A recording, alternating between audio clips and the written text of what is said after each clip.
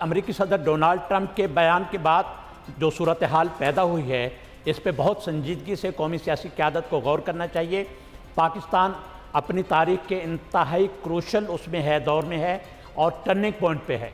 पाकिस्तान 70 साल के बाद अमेरिकी कैंप से निकल के दूसरी तरफ जा रहा है और अमेरिकी सदर का ये बयान हमें मुतनबे कर रहा है कि आप अगर सीपैक की तरफ जाते हैं, आप चीन और रूस की तरफ जाते हैं, तो आप सारे नताइज के लिए तैयार हो जाएं।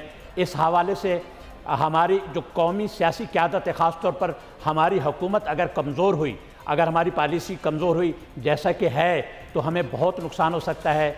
सियासी क़यादत को बहुत मजबूत होना चाहिए। हमारी फ़ौज तो खड़ी है, लेकिन सियासी क़यादत अगर मजबूत ना हुई तो हमें इसके नताइज भुगतना पड़ेंगे। क्या कहते हैं फैसल साहब? मेरा ख्याल है शाहिद साहब बहुत अच्छी बात आपने की और इस वक्त फौरी तौर पर ज़रूरत थी।